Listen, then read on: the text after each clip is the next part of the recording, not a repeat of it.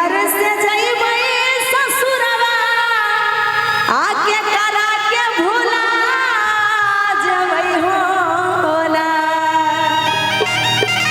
के अरे के करा के मुँह के खिलैबै के करा तरसा देबै होला। अब शादीशुदा है? शादीशुदा नहीं। शादी हो चुका है? नहीं। कुंवारी है? शादी करना है? नहीं। नहीं करना है। अगर करना है तो बोलिए, बहुत सारा लड़का ही बैठे हुए इधर, किसी को पसंद कर लीजिए, सब तैयार हो जाए। करना है? नहीं। नहीं करना है, सब दिन कुंवारी रहना है। गजब है यार। कहती है कि कुंवारी रहेंगे, हमारे कुंदन भैया को क्या होगा, इधर हमारे जय जय भैया को क्या होगा, और इधर हमारे गौरव भैया को क्या होगा। क्या बात है। और ये कहना है सॉन्ग के माध्यम से कि नैहर से जइबै ससुरवा के करा के भूला जबै होला।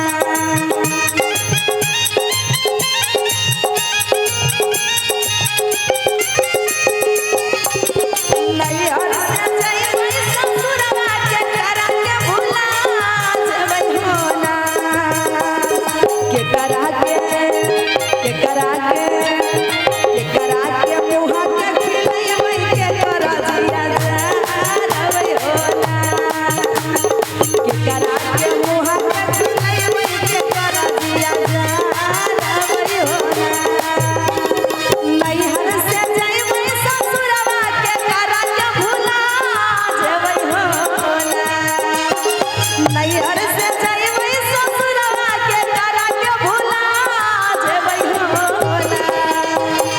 के करा के मुँह के खिलैबै के करा दिया जाबै होला। के करा के मुँह के खिलैबै के करा दिया जाबै होला।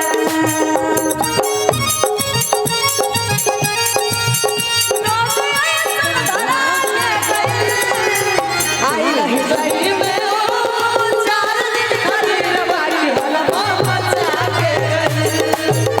आई रही गली में ओ 4 दिन खाली रवाड़ी हलवा मचा के गई।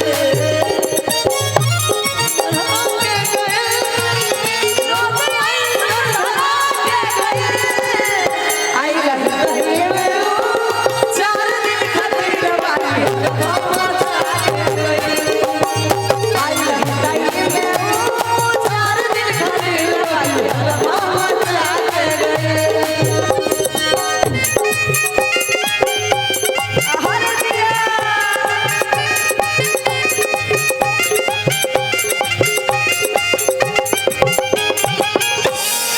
नैहर से जइबै ससुरवा सखिया के भूला जबै होला।